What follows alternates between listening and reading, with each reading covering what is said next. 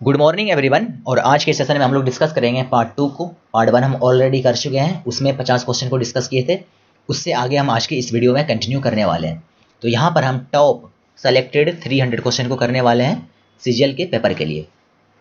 तो बिना किसी देरी के आज हम पहला क्वेश्चन को देखते हैं। हमारे पास जो पहला क्वेश्चन है वो आपको कुछ इस तरह का क्वेश्चन है स्पोर्ट से कि 2030 का जो एशियन गेम होने वाला है इसका होस्टिंग किसके पास में है। हमारे पास ऑप्शन यहाँ पर जकार्ता, दोहा, सियोल और शंघाई। तो यहाँ पर पहले इसका देख लो बेसिक आइडिया। यहाँ पर इन्फॉर्मेशन, जकार्ता इंडोनेशिया का राजधानी है, दोहा कतर का राजधानी है और सियोल जो है साउथ कोरिया का राजधानी है, शंघाई चाइना का है शहर। एशियन गेम 2030 का होने वाला है वो मिलेगा आपको दोहा में, जो कतर का राजधानी है। और कतर जो है स्पोर्ट्स के मामले में, स्पोर्ट्स को होस्टिंग के मामले में काफ़ी आगे। अभी देख लो 2022 का जो फीफा वर्ल्ड कप है ये भी आपको कतर में ही मिलेगा।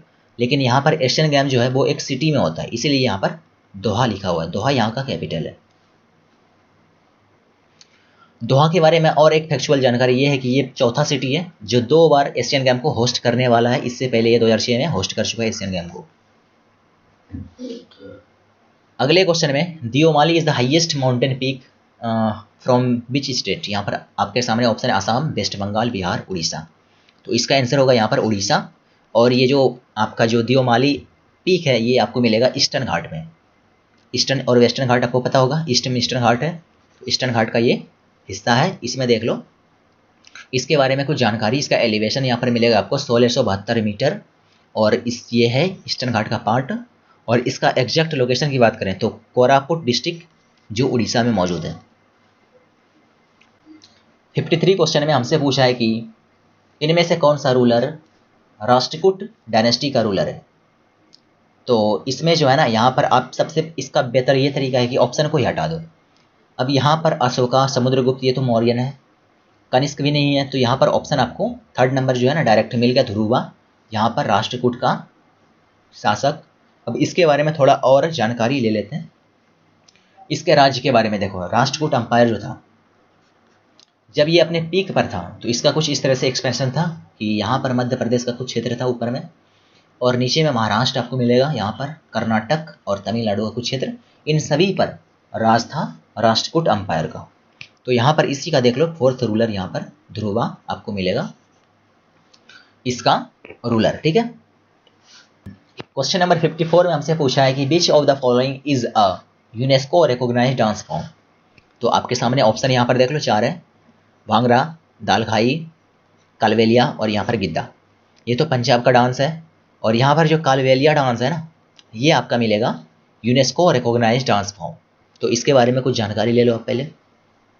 ये बेसिकली देखो राजस्थान का जो डेजर्ट एरिया है, थार वाला एरिया, वहाँ पर इसको सेलिब्रेट किया जाता है, वहीं का ये एक कल्चर है। तो कालबेलिया के बारे में यहाँ पर देख लो।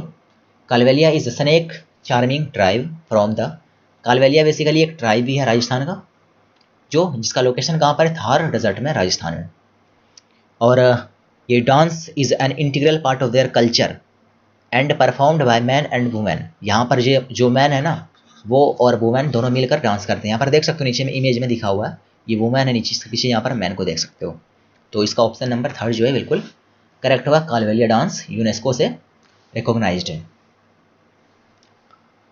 क्वेश्चन नंबर 55 में मी द मीफी, ये एक तरह का फेस्टिवल है, एंसेस्टर वर्शिप फेस्टिवल। इसको सेलिब्रेट कौन से स्टेट में किया जाता है। तो मध्य प्रदेश, हिमाचल प्रदेश, असम और गोवा। तो ये सब नाम से पता चल रहा होगा ये एक ट्राइबल टाइप का है। तो ट्राइब्स वगैरह ज़्यादा कहाँ पर है, असम वगैरह में, असम, नागालैंड उसी के क्षेत्र में है। अगर यहाँ पर ऑप्शन नागालैंड वगैरह और दिए रहते तो वहाँ पर आपके लिए थोड़ा डिफिकल्ट हो जाता, लेकिन यहाँ पर सिर्फ नॉर्थ ईस्ट से एक असम राज्य है तो इसलिए इसको आप आसानी से कर सकते हो। ऐसे अब तो आपको पता चल गया ना, इसका आंसर होगा असम। इसका देख लो यहाँ पर इमेज, कुछ इस तरह से सेलिब्रेट करते हैं इसको। अगले को देखते हैं। Who among the following president of India give the assent to 100th amendment of the constitution of India. तो इसमें देख लो प्रणब मुखर्जी, रामनाथ कोविंद, एपीजे अब्दुल कलाम और यहाँ पर प्रतिभा देवी सिंह पाटिल। तो इसका आंसर जो है ना, सही आंसर होगा इसका प्रणब मुखर्जी। ये 2015 में ये अमेंडमेंट हुआ था, ये वाला। इंडिया और बांग्लादेश का जो टेरिटरी है कुछ, इसका एक्सचेंज हुआ था यहाँ पर। तो देखो 2014 में प्रधानमंत्री का इलेक्शन तो हो गया था, लेकिन राष्ट्रपति का नहीं हुआ था इस समय। तो इस समय तक भी प्रणब मुखर्जी राष्ट्रपति थे और इसका सबसे आखिरी ये अमेंडमेंट था।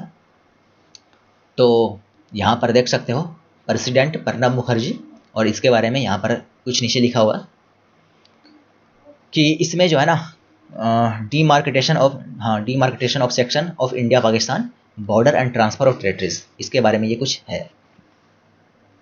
अगला क्वेश्चन हमारे पास है सल्तनत पीरियड से। इसमें देख लो, during the rule of which of the following dynasties. Timur जो है, तैमूर बाबर का पूर्वज कह सकते हो, इसने इंडिया को इन्वेड किया 1398 AD में। तो इस समय यहाँ पर दिल्ली पर कौन से वंश का शासन था, ये हमसे पूछा है। ऑप्शन में है slave dynasty, Sayyid dynasty, Tughlaq dynasty और खिलजी डायनेस्टी। तो यहाँ पर जो है 1398 में जो यहाँ पर रेड हुआ तैमूर का और यहाँ पर दिल्ली को इन्वेड किया, तो वहाँ पर जो उस समय शासन था ये था तुगलक डायनेस्टी का, और इस समय तक ये काफ़ी कमज़ोर हो चुका था। और इसके बाद ही यहाँ पर सैयद वंश का स्थापना होगा दिल्ली में। ठीक है, इसके बारे में कुछ और बेसिक जानकारी यहाँ पर देख सकते हो। इस समय जो तुगलक वंश का जो शासक था, इसका नाम था नसीरुद्दीन मोहम्मद शाह तुगलक। ये काफ़ी कमज़ोर शासक था और इसी को जो है ना भागना पड़ा था छोड़ के। अब अगले क्वेश्चन को देखते हैं। Which of the following amendment of the constitution of India give the status of state to Goa. Goa को स्टेट का स्टेटस कौन से अमेंडमेंट में मिला था? ऑप्शन में है 52, 56, 59 और 48। तो यहाँ पर जो सेकंड नंबर ऑप्शन है ना 56, इसी के अंतर्गत यहाँ पर गोवा को एक राज्य का स्टेटस मिला और इसी समय दमन दीव को भी यूनियन टेरिटरी बनाया गया था। यहाँ पर देख सकते हो आगे इसके बारे में जो है 56th amendment act grant Goa independence and creates union territory comprising Daman Diu दोनों को मिलाकर, है ना, और Goa become Indian nation 25th state, 25वां राज्य बना था ये। अगले क्वेश्चन में हमारे पास है कुछ इंटरेस्टिंग क्वेश्चन, इसको आप डिबेट वगैरह में सुने होंगे कहीं पर भी, कि what is the immigration of a significant proportion of a countries highly skilled highly educated professional population to other countries offering better economic and social opportunities called. तो इसका मतलब समझो पहले। जिसे मान लो ये भारत है, इंडिया ये है ना, यहाँ पर हम लोग अभी रह रहे हैं, यहाँ पर हमको बेहतर अपॉर्चुनिटी नहीं मिलने के कारण बहुत सारे लोग जो हाईली स्किल्ड हैं वो चले जाते हैं अमेरिका, USA चले गए, कनाडा चले गए, फिर यूरोप हो गया, यूरोप के कंट्रीज़ में चले गए, है ना। तो इससे क्या होता है ना कि भारत का काफ़ी सारे टैलेंट अदर कंट्री में चले जाते हैं कैरियर अपॉर्चुनिटी के कारण। तो इसी चीज़ को बोलते हैं ब्रेन ड्रेन। तो यहाँ पर ऑप्शन नंबर सेकंड जो होगा ना ये आपका बिल्कुल सही होगा। ये सब डिबेट में ये सब टर्म को यूज कर लेते हैं, उसी से ये क्वेश्चन था। अगला क्वेश्चन हमारे पास है साइंस से। साइंस में वो भी इलेक्ट्रिक चैप्टर से, इलेक्ट्रोस्टैटिक्स से, कि which of the following law deduces the expression for force between two stationary charges in vacuum और फ्री स्पेस। अब यहाँ पर देखो इसका आंसर जो होगा ना ये होगा कुलम्ब्स लॉ। और ये कुलम्ब्स लॉ क्या कहता है कि दो चार्ज अगर मान लो यहाँ पर है, एक प्लस है एक माइनस है, तो ये अट्रैक्ट करेगा एक दूसरे को। और अगर मान लो दोनों सेम चार्ज है, पॉजिटिव या फिर नेगेटिव कुछ भी ले लो, ये एक दूसरे को रिपेल करेगा। और इसमें जो फोर्स होगा इलेक्ट्रिक फोर्स, इसका एक्सप्रेशन भी यहीं से निकलता है।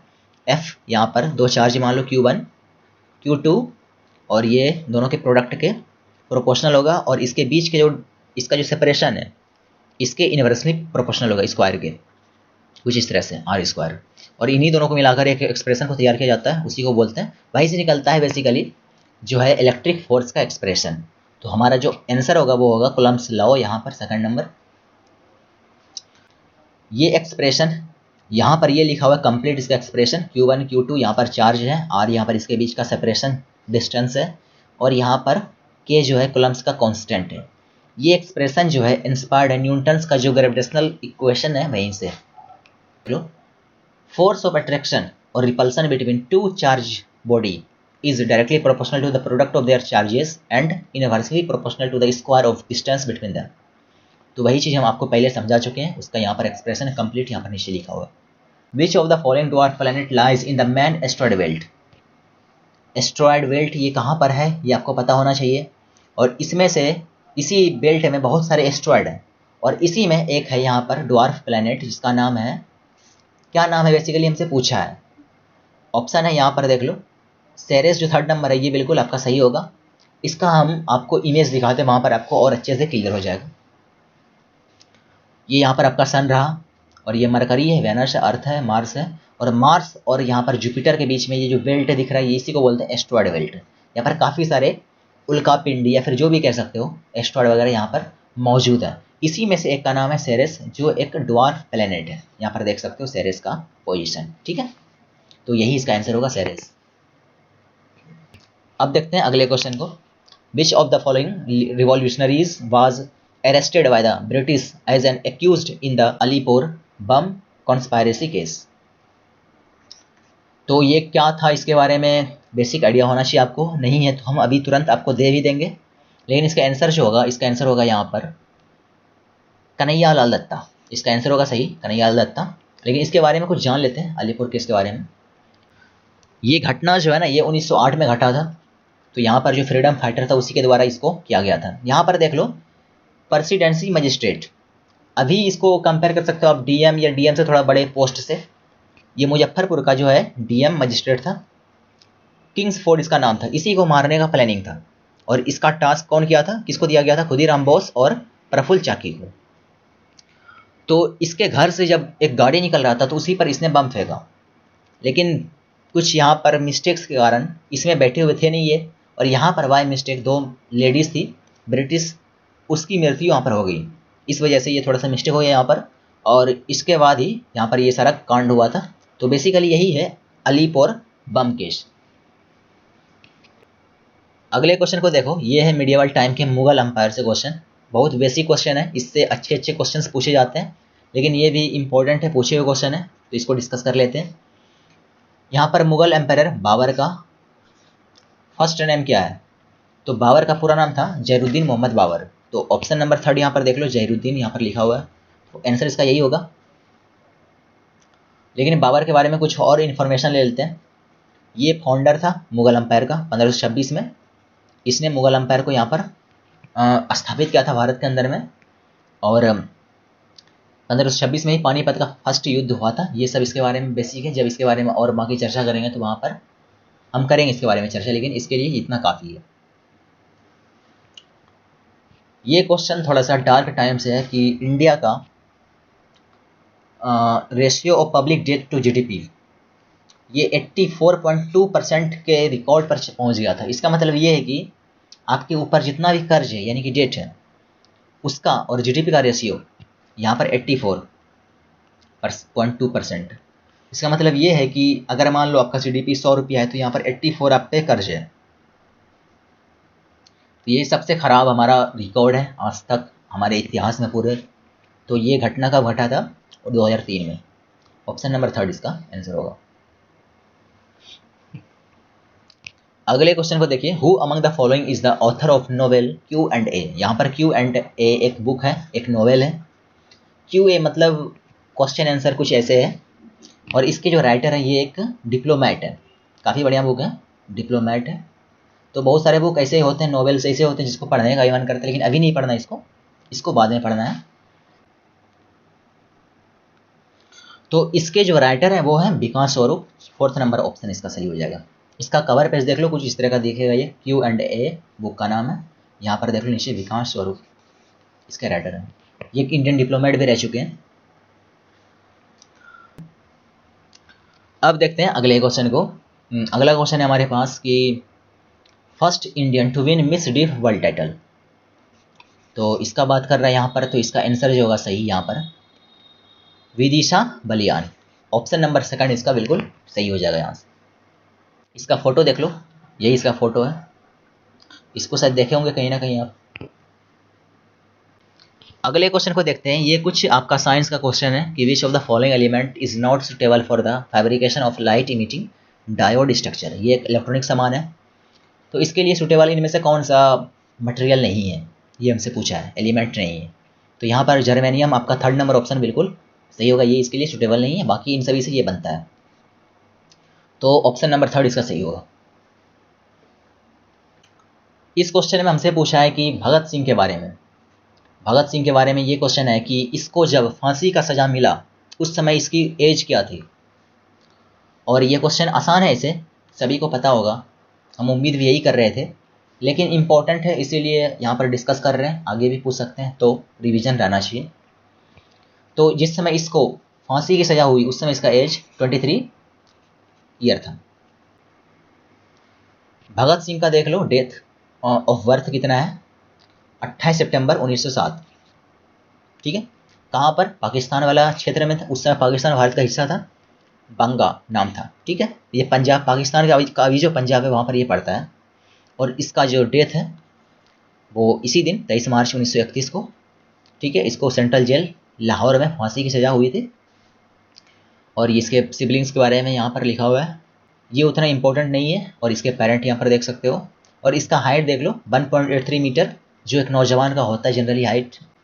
और इसने जो एक ऑर्गेनाइजेशन बनाया इसका नाम था नौजवान भारत सभा, ये नीचे आपके सामने लिखा हुआ है। ये बायोलॉजी से क्वेश्चन है, इसमें ये क्वेश्चन पूछा है कि which of the following is characteristic of permanent tissue. Permanent tissue का कौन सा गुण है इनमें से, हमसे पूछा है। तो यहाँ पर देख लो 3rd नंबर में intercellular space are present, ये वाला जो कैरेक्टरिस्टिक है ना, ये आपका होता है परमानेंट टिश्यू में। इसका मतलब यही कि सेल के बीच का इन बिटवीन डिस्टेंस जो होता है सेल में, इसी को बोलते हैं इंटर सेलुलर स्पेस। यहाँ पर देख भी सकते हो कि intercellular space is space between sales.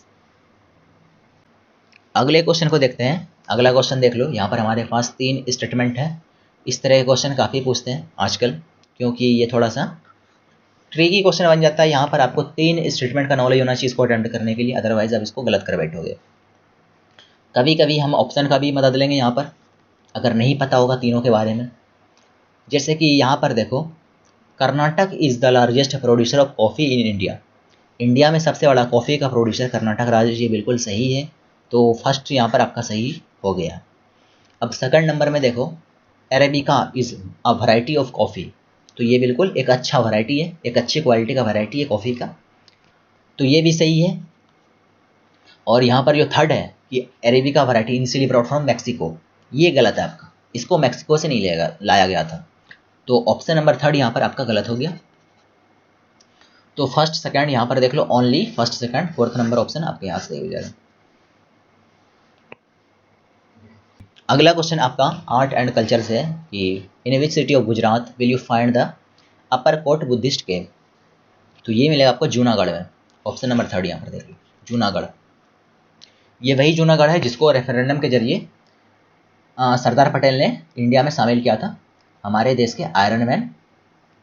और यहाँ पर देखो, Uparkot cave is a part of Junagadh Buddhist cave group. यहाँ पर काफ़ी सारे केव हैं, एक ग्रुप उसी का पार्ट है यहाँ पर अपर कोट केव, और ये ईस्टर्न पार्ट में जूनागढ़ के।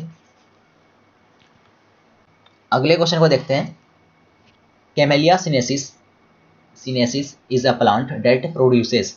इससे कौन सा जो है यहाँ पर चीज़ प्रोड्यूस होता है यहाँ, जिसका नाम है कैमेलिया सिनेसिस, तो इससे टी का यहाँ पर प्रोडक्शन होता है, तो ऑप्शन नंबर 1st यहाँ पर सही हो जाएगा। अगला क्वेश्चन हमारा है टैक्सेशन सिस्टम से, और ये क्वेश्चन काफ़ी इंपॉर्टेंट बन जाता है आपके लिए। तो इसमें देखो, इनमें से कौन सा tax system that collect greater share of income from those with high incomes, यानी कि जिसका इनकम हाई है उससे ज़्यादा यहाँ पर टैक्स वसूला जाए, ये किसके अंदर में ऐसा चीज़ करते हैं, तो इसको बोलते हैं प्रोग्रेसिव टैक्स। यहाँ पर जो 4th नंबर है ना, प्रोग्रेसिव टैक्स, इसके अंतर्गत हम लोग, यानी कि हमारा सरकार जो है वो ज़्यादा टैक्स लेगा किससे, जो ज़्यादा पैसे कमाते हैं, जैसे कि फिल्म एक्टर वगैरह हो गए, या फिर किसी मूवी हो गया, वहाँ पर 300-500 वगैरह का बिजनेस होता है मूवी वगैरह में, तो उससे 30% के आसपास टैक्स कलेक्ट करते हैं, ठीक है ना, तो इसी को बोलते हैं प्रोग्रेसिव टैक्स। ये क्वेश्चन है आपका इंडिजिनस डेयरी ब्रीड, तो यहाँ पर देसी डेयरी ब्रीड का बात हो रहा है, तो इसमें देखो ऑप्शन में इसको आसानी से कर सकते हो। यहाँ पर देखो सबसे पहला रेड सिंधी, अब यहाँ पर रेड सिंधी नाम से ही पता चल रहा है तो यही जो है ना रेड सिंधी होगा आपका यहाँ पर indigenous dairy breed of cattle. In which of the following session of the Indian National Congress did George Yule become the president in 1888। तो यहाँ पर जो है इलाहाबाद सेशन, इसी में जॉर्ज यूल कांग्रेस के प्रेसिडेंट बने थे। इसके बारे में कुछ और भी इंफॉर्मेशन ले लेते हैं हम लोग। यहाँ पर देखो, सबसे पहले 1985 में इसका फॉर्मेशन हुआ। तो इसके सबसे पहले जो प्रेसिडेंट थे, यहाँ पर देख लो, first session, second, third, fourth. तो इसमें जो है हर एक साल यानी कि 85, 86, 87, 88, और इसमें शहर याद रखना आपको, सबसे पहला बम्बई में हुआ, फिर कलकत्ता में, बड़े बड़े शहर में, फिर मद्रास में हुआ, और यहाँ पर फिर इलाहाबाद में हुआ। और इसका ये भी एक यूनिक चीज़ है कि सबसे पहले यहाँ पर हिंदू राष्ट्रपति इसके प्रेसिडेंट हो, फिर यहाँ पर पारसी बने, और फिर यहाँ पर मुस्लिम बने, और फिर यहाँ पर क्रिश्चियन बने। तो यहाँ पर जो है 4 है ना स्टार्टिंग के सेशन, ये काफ़ी इंपॉर्टेंट है, पूछ लेते हैं क्वेश्चन। और इसके बाद में जो इम्पोर्टेंट सेशन वगैरह हैं वो तो आपको पता होने चाहिए। क्वेश्चन नंबर 78 में हमारे पास यहाँ पर 4 अमेंडमेंट है। इनमें से कौन सा पंचायती राज इंस्टीट्यूशन को एक कॉन्स्टिट्यूशनल स्टेटस देता है? तो इसका ऑप्शन नंबर यहाँ पर जो सेकंड है 73, यही इसका सही आंसर होगा। अगले क्वेश्चन को देखते हैं। थोड़ा सा लंबा क्वेश्चन लग रहा है लेकिन आसान क्वेश्चन है, बस पता होना चाहिए। The contempt of court act was passed to define the limit the powers of certain courts in punishing contempt of court and to regulate their procedure in relation thereto, in which of the following year was the act passed? तो यहाँ पर जो ये act पास हुआ था ना, ये act 1971 में पास हुआ था। ये वही टाइम है जब युद्ध चल रहा था पाकिस्तान बांग्लादेश वाला, इंडिया पाकिस्तान के बीच में। अगला क्वेश्चन देख लो, केमिस्ट्री का क्वेश्चन है कि यूरिया जो है ये एक नाइट्रोजन बेस्ड फर्टिलाइजर है, सभी को पता होगा। और इसको प्रिपेयर जब हम करते हैं तो इसका रिएक्शन हम अमोनिया का किसके साथ में कराते हैं ताकि ये इसका फॉर्मेशन हो। यहाँ पर देखो, कार्बन डाइऑक्साइड एक कंपाउंड है, हाइड्रोजन है, ऑक्सीजन है, और यहाँ पर सल्फर है। तो अमोनिया जो इसका यहाँ पर फार्मूला होता है, केमिकल फार्मूला NH3, इसको हम CO2 से रिएक्शन करवाते हैं। ठीक है, तो ऑप्शन यहाँ पर आपका फर्स्ट नंबर बिल्कुल सही होगा, लेकिन इसका कंप्लीट रिएक्शन आगे है, देख लो। सबसे पहले अमोनिया को हम कार्बन डाइऑक्साइड से मिलाते हैं, और यहाँ पर हमको जो मिलता है अमोनियम कार्बामेट, और इसके बाद ही यहाँ पर यूरिया का फॉर्मेशन होता है। और ये एक क्या है, ये एक फर्टिलाइजर है जो हम खेतों में यूज करते हैं। अगला क्वेश्चन है कि in which state, Indian state, will you find Mount Ti? Mount Ti ये कौन से इंडियन स्टेट में पड़ता है, इसके बारे में हमसे क्वेश्चन पूछा है।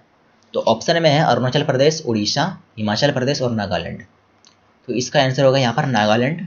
ये माउंटेन आपको मिलेगा नागालैंड में।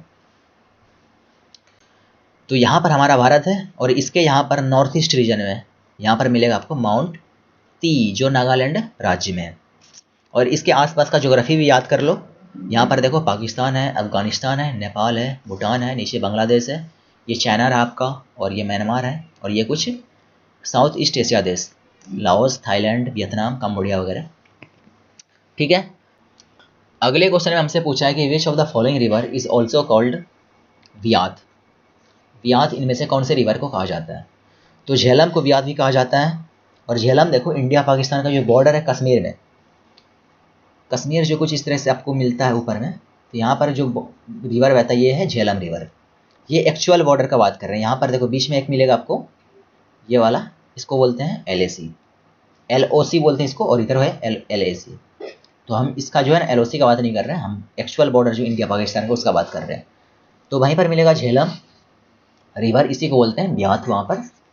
और इसके बारे में एक और इंटरेस्टिंग चीज़ ये भी है कि झेलम रिवर के दोनों साइड में जितने भी शहर है, इसको ब्यात कहते हैं कश्मीर में। कारण यही कि इसका नाम भी ब्यात है ना, तो इसीलिए यहाँ के शहर को भी ब्यात कह दिया जाता है कश्मीर में। अगला क्वेश्चन है दहेज प्रथा से कि in which of the following year was dowry prohibition act passed? है ना, कब पास किया गया था इस एक्ट को?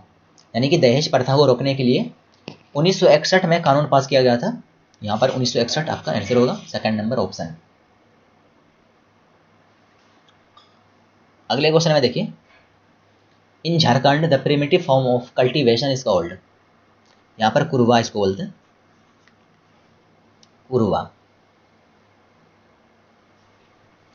अगला क्वेश्चन है वाजा कैप से। वाजा कैप कहाँ पर मौजूद है?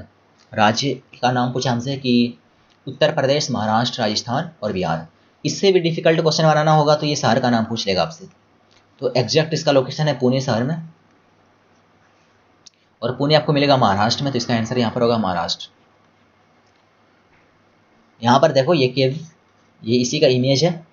और वाजा केव के बारे में यहाँ पर ये इंफॉर्मेशन देख लो कि 22 रॉक कट है यहाँ पर, और इसका जो एग्जैक्ट टाइम है जब ये बना था तो ये सेकंड BC में बना था, यानी कि ईस्वी स्टार्ट होने से पहले 2 BC में। और ये कहाँ पर है? पुणे में है।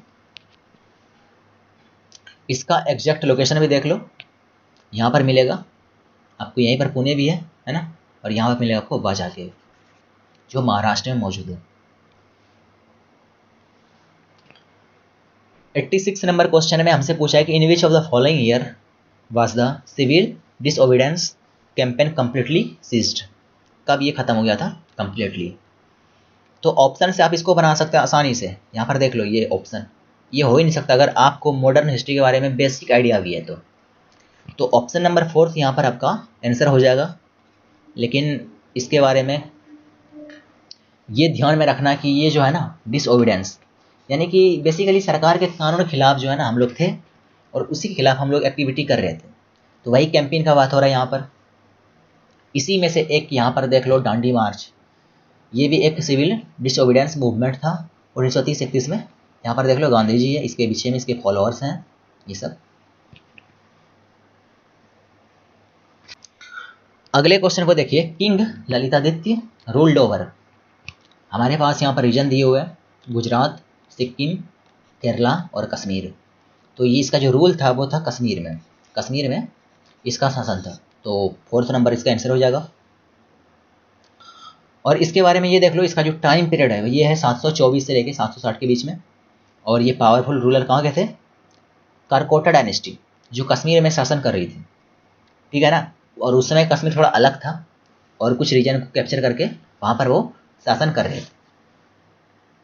अब देखते हैं अगले क्वेश्चन को, who among the following was the India's longest serving prime minister as of April 2021। अगर ये यहाँ पर 2021 है, अगर मैं यहाँ पर आज का डेट कर दूँ 2022 का, तो भी आंसर सेम रहने वाला है। तो आंसर इसका होगा यहाँ पर Jawaharlal Nehru, option number first. ये आसान क्वेश्चन है, लगभग सभी को पता है। अब हम देख लेते हैं थोड़ा सा इसके बारे में, प्रधानमंत्री के बारे में देश के। तो ये रहा भारत के प्रधानमंत्री का लिस्ट जब से देश आज़ाद हुआ से अभी तक के लिए। तो इसमें देखो सबसे ऊपर में पंडित जवाहरलाल नेहरू।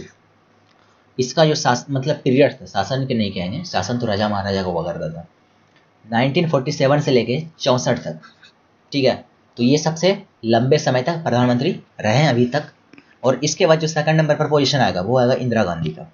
यहाँ पर देखो इंदिरा गांधी का ये टाइम पीरियड है। और इसके बाद यहाँ पर इमरजेंसी के बाद इसका सरकार गिर गई, और इसके बाद यहाँ पर मोरारजी देसाई और चरण सिंह आए, 2 प्रधानमंत्री, और फिर से इंदिरा गांधी यहाँ पर जीती, ठीक है, 84 तक रही। तो फर्स्ट नंबर पर नेहरू हो गए, सेकंड नंबर पर इंदिरा गांधी, और यहाँ पर थर्ड नंबर पर मनमोहन सरकार अभी तक, और यहाँ पर 4th पे आएगा मोदी साहब, ठीक है, नीचे में। तो ये है भारत के प्रधानमंत्री 47 से लेके अभी तक के। इसको आप देख सकते हो वीडियो को रोक के। अगला क्वेश्चन साइंस का क्वेश्चन है कि एसिडिक नेचर ऑफ सॉइल, यानी कि जमीन का जो एसिडिक नेचर है ये शो करता है कब? जब हाई कॉन्सेंट्रेशन होता है किसका? यहाँ पर हाइड्रोजन है, फास्फोरस है, नाइट्रोजन है, ऑक्सीजन है। तो आप सभी को पता होगा कि हाइड्रोजन आयन जितना होगा उतना एसिडिक होगा। तो यहाँ पर ऑप्शन नंबर फर्स्ट होगा इसका सही। In which of the following place is the difference between day and night temperature likely to be the highest. यहाँ पर जो ऑप्शन 4 है ना, इनमें से कौन से जगह पर जो दिन का टेम्परेचर है यानी कि डे का टेम्परेचर और नाइट का टेम्परेचर, उनके बीच का जो गैप है सबसे हाईएस्ट है। तो ऑप्शन में है Chilika lake, mount Everest, Thar desert और यहाँ पर अंडमान एंड निकोबार आइलैंड। तो यहाँ पर ऑप्शन नंबर 3 जो है ना, थार डेजर्ट, यहाँ पर जो डे और नाइट का जो टेम्परेचर है उसके बीच का डिफरेंस जो है वो काफ़ी ज़्यादा होता है इन सभी के कंपैरिजन में। तो ऑप्शन नंबर 3 यहाँ पर आपका सही होगा। और इसका देख लो, यहाँ पर एग्जैक्ट अगर हम बात करें तो टेम्परेचर जो दिन में होता है 50 डिग्री सेल्सियस के आसपास पहुँच जाता है, और जब रात होते हैं तो लगभग 15 डिग्री तक पहुँच जाते हैं नीचे। तो डिफरेंस देख रहे हो, डिफरेंस लगभग 35 डिग्री का है।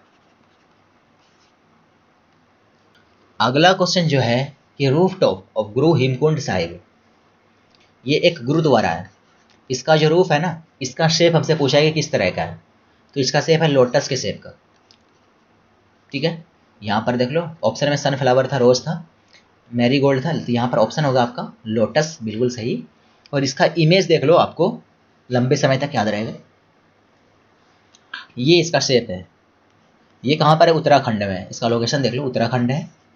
और इसका एलिवेशन देख लो, क्योंकि उत्तराखंड आपको मिलेगा पहाड़ पर बसा हुआ, तो ऑब्वियस ही बात है वहाँ पर ये काफ़ी हाईएस्ट पोजीशन पे होगा। और इसका डिस्ट्रिक्ट है चमोली डिस्ट्रिक्ट, जो उत्तराखंड में पड़ता है। विच of the following Indian act was passed in the year 2005? 2005 में कौन सा एक्ट पास किया गया था? तो ऑप्शन में देख लो, बायोलॉजिकल डाइवर्सिटी एक्ट सबसे पहला ऑप्शन है, prevention of money laundering act दूसरा, और कंपटीशन एक्ट, और चौथा जो है कि protection of women from domestic violence act. तो यहाँ पर फोर्थ जो ऑप्शन है ना, यही आपका सही होगा। 2005 में इसी एक्ट को पास किया गया था, protection of women from domestic violence, protection of women from domestic violence act 2005। और इस कानून को जो फोर्स में लाया गया वो 2006 में, इसको 26 अक्टूबर को लाया गया था। अब इस क्वेश्चन को देखो, इसमें हमसे पूछा है कि मेडागास्कर का लोकेशन कहाँ पर है। काफ़ी आसान क्वेश्चन है, आपको पता होगा ये एक अफ्रीकन आइलैंड देश है मेडागास्कर। तो इसका लोकेशन आपको मिलेगा इंडियन ओशियन में। अब इसका एग्जैक्ट लोकेशन भी देख लो, इस मैप में देखो, यहाँ पर हमारा देश है भारत, और ये अफ्रीका रहा, और इसी का देश यहाँ पर देख रहे हो मेडागास्कर, इसी का बात कर रहा है यहाँ पर इसके लोकेशन का। तो ये आपको मिलेगा इंडियन ओशियन में। अब देखते हैं क्वेश्चन नंबर 94 को। ये क्वेश्चन अभी इसी टाइप के क्वेश्चन हम एक कर चुके हैं, थोड़ा सा पूछने का तरीका थोड़ा अलग है इस क्वेश्चन में। इसमें पूछा है, where in India is the slash and burn agriculture known as Kurwa. तो ऑप्शन में है western ghat, Himalayan belt, state of Orissa, state of Jharkhand. तो यहाँ पर option number 4 state of Jharkhand इसका सही हो जाएगा। इस क्वेश्चन में पूछा है कि which of the following event occurred first during Indian National Movement. Indian National Movement में सबसे पहले कौन सा घटना घटा था? Arrival of Simon Commission, partition of Bengal, Kheda satyagraha और डांडी मार्च। तो ऑप्शन नंबर 2 देखो, पार्टीशन ऑफ बंगाल, सबसे पहले यही घटना घटा था। तो ऑप्शन नंबर 2 इसका बिल्कुल सही होगा। अगले क्वेश्चन में देखिए, ये भी अमेंडमेंट से क्वेश्चन है। इनमें से कौन सा अमेंडमेंट जो है ग्राम सभा को फाउंडेशन ऑफ पंचायती राज यानी कि perform functions and powers interested to it by the state legislature, इसके बारे में हमसे बात किया गया यहाँ पर। तो ऑप्शन नंबर 3 देख लो, यहाँ पर 73 जो अमेंडमेंट है ना, इसके अंतर्गत ये सब चीज़ें आती है। अगला यहाँ पर देखो, म्यूजिक से क्वेश्चन है कि इनमें से कौन सा music is a vocal form of music from the state of Punjab.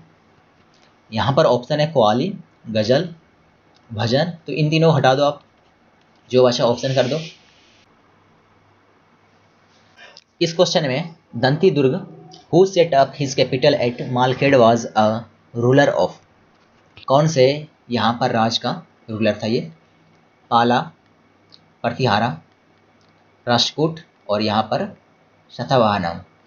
तो इसका ऑप्शन नंबर 3 जो होगा राष्ट्रकूट, इसके रूलर थे ये दंती दुर्ग। तो इसका फोटो यहाँ पर देख लो दांती दुर्ग का, ये एक इसका पेंटिंग है। तो इसका जो रेन था, इसका टाइम पीरियड ये था 735 से लेकर 756 तक। और इसका यहाँ पर सेकंड नाम भी था, और साथ ही ये फाउंडर ऑफ राष्ट्रकूट अंपायर भी थे, इसीलिए इससे क्वेश्चन पूछा है। जनरली पूछते हैं क्वेश्चन वही वाले जो फाउंडर वगैरह हो, क्योंकि बीच में कई सारे राजा आते हैं, तो सबके बारे में क्वेश्चन अगर पूछेगा तो काफ़ी डिफिकल्ट हो जाएगा उसको सॉल्व करना। अब अगला क्वेश्चन, ये क्वेश्चन तो रिपीट हो गया, ozone is the allotrope of oxygen.